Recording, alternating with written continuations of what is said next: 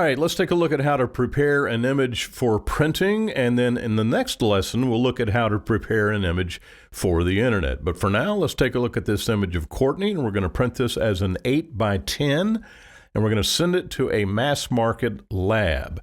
Now, 3 labs that I would heartily recommend would be Bay Photo in the Bay Area of California, and then White House, and I have no idea where they're located, and White Wall, which is in New York, actually based in Cologne, Germany. White Wall particularly will send you really, really good black and whites.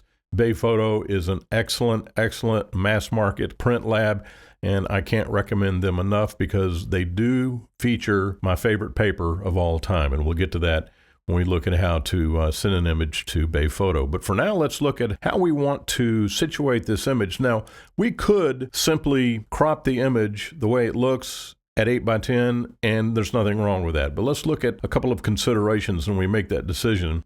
And up here, we have the 8 by 10 aspect ratio, 8 by 10, and that looks pretty good. And actually what we're doing is we're making an 8 by 10 portrait orientation out of a landscape orientation. Nothing wrong with that at all. Now the question comes is how do we want to situate this image? And some people might want to take this right here and get all the hair in that they possibly can. And when we look at that, you may or may not like that. Again, this is a very subjective part of this process. I'm going to go back and we're going to start again. And maybe you just like it with the eyes in the very center. I kind of lean towards that a little bit. Let's look at the other option. We could go landscape orientation on this image, but I'll point one thing out to you is that you've got all this black space over here and a lot of black space over here that you really don't need. It's not adding anything to the image, and it really increases the chance that you could have a crease in the image over there, or you could have a hair or a piece of dust in the print process.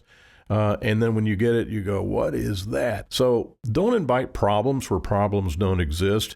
And I think this image would be a lot better in the portrait orientation just like that.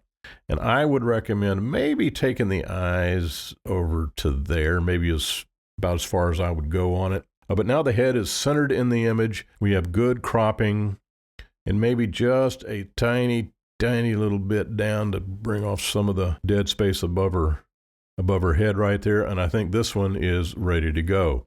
Now, the next thing we want to do is we want to change this, and I already have it populated, but you'll want to put in 8IN, which tells Photoshop inches, and then 10IN, which obviously tells Photoshop inches, at 300 pixels per inch. Now, the reason the 300 pixels per inch is important is because every single photo lab in America wants you to send them their image at 300 pixels per inch. And the reason for that is because it reduces their workload when they get ready to print your order and a lot of other people's order. They have to maximize the space on the roll of paper. Now, that roll of paper is 50, sometimes 100 feet long.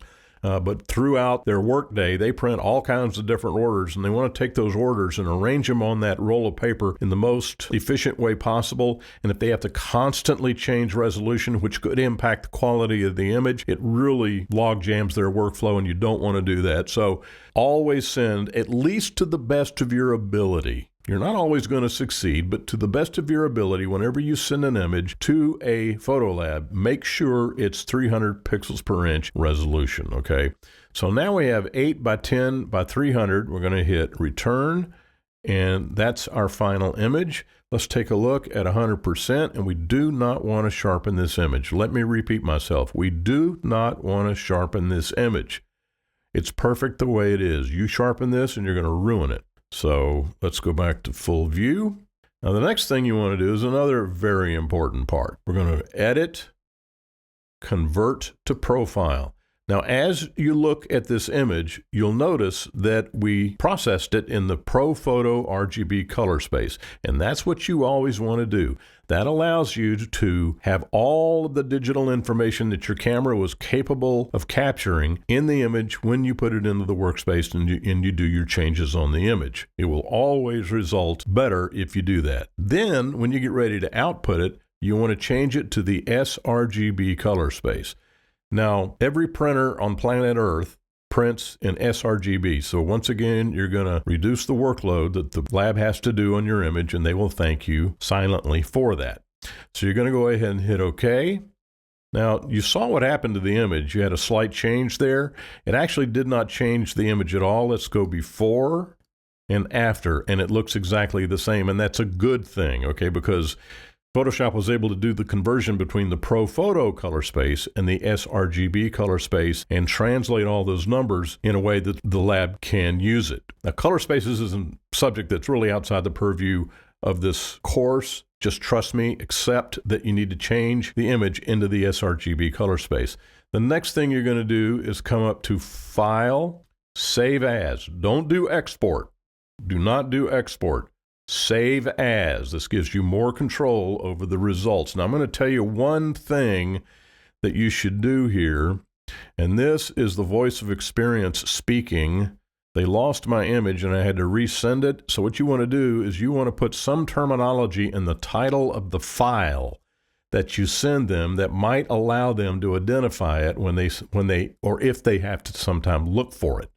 All right, which means the Hawkins order is a 8x10 image of a woman that has blonde hair. That's really all they need. And if they see that as they scroll through the different files that have come in from different customers, there's the Hawkins file. Okay, this is the one we're looking for. They found it. I didn't have to resend it to them, okay? So that's where that comes from. We're going to go ahead and hit save. And we want to do that because I had saved this before. And then we just want to hit OK. Now, when you see this, including layers will increase the file size. Cancel, cancel, go back to your layer stack, and I've got, for some reason, and don't ask me why because I don't know, but I don't really care at this point. If it says that there's more than one layer, then just flatten the image just like that, and when it says background, it's ready to go. So you're going to go Image, no, you're going to go File, Save As. It's got the terminology and the title of the file. Hit Save.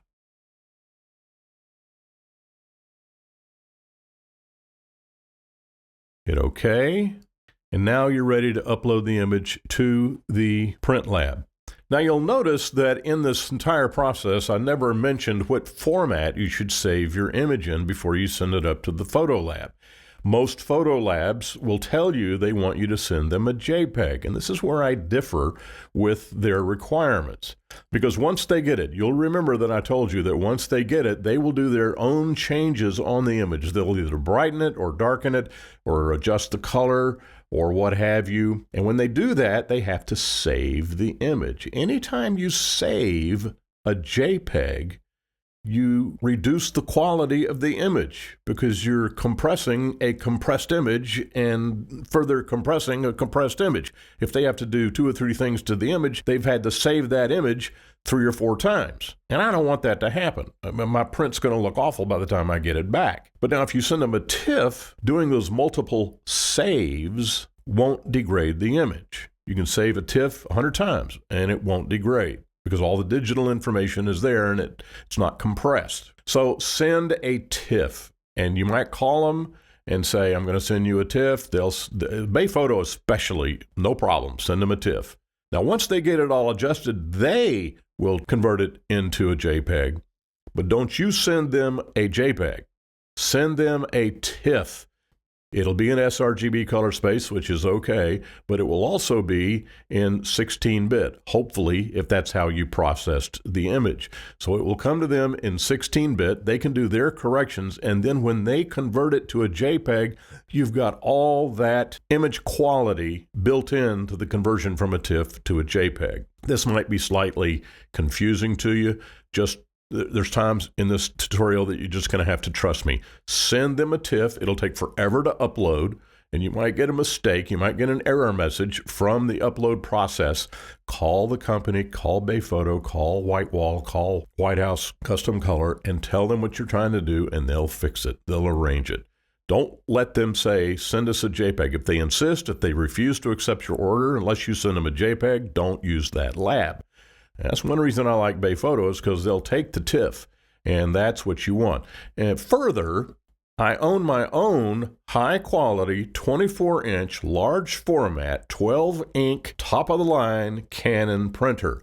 I never print a JPEG. I always print a TIFF. Does it take forever? Yes, it takes forever, but the quality is there. So send only a TIFF. Now, let's go and take a look at Bay Photo, and I'll give you just a little bit of a suggestion on how to do your images when you send these. All right, here's order. Now, you can use the Rose software. It's a little bit more complicated, although it does give you more options. And when you have a whole lot of images to print, you'll want to use the Bay Rose software, which you download and use on your local machine. It's not an online situation. But if you just got 1 or 2 or maybe even 3 images that you want to print, do it order online and watch how easy this is. Here's all of the choices of the kinds of prints that you can do. A lot of people like metal prints. I have no idea what this epic prints is. Canvas prints are sometimes very good, although they're more expensive, etc., etc. There's all kinds of products that you can choose from. Now, this acrylic prints, this is putting a really nice print inside of an acrylic overlay, and the acrylic is supposed to add to the brilliance of the image. And if your lighting is just right, then it does that, but otherwise you can't see the difference. So I wouldn't pay the extra price. Unless you know that you've got good lighting in your display environment, then go ahead and get the acrylic, but otherwise don't spend the extra money. What I would do is just go over here to Fine Art Prints. Click on that, and I've already got the image uploaded here. So uploading is a very straightforward process. You're going to choose your size right here, and here's your image. Now, let's look at the paper type. This is something I want you to pay attention to, because if you really want to be blown away by the results, you want this Slick Rock Metallic Pearl. Write this down. Moab, which is the name of the company, Moab Slick Rock Metallic Pearl. This is, without question, the best photo paper on planet Earth. I use it exclusively in my studio here at home. I have a Canon ProGraph 2000 12 ink large format printer, and I only use this paper in it, and the results are beyond belief. So do the Slick Rock Metallic Pearl, and then in terms of your presentation, this is the backing that's going to be on your print. Now, you might want a loose print. That's okay too. But if you want to have it ready for framing, you might want to go ahead and get the Gator foam. Now, if you see a choice of Gator board, the Gator board is much, much better, and it's worth the extra money because it will never warp. A lot of times when you get humidity or heat or cold or what have you, that backing sometimes will warp, and Gator board will never warp. It's the best on the market. But second to that, the second choice would be Gator foam. So choose the Gator foam, just pay the extra money, don't be cheap, and then you go through the process of paying for your order, and it will come to you in about 7 to 10 days. So Bay Photo is extremely easy to use, as you've seen, and I would encourage you to give them a try because I think you'll really enjoy the service, and I know you'll enjoy the product. So there's how to prepare an image for print in Photoshop.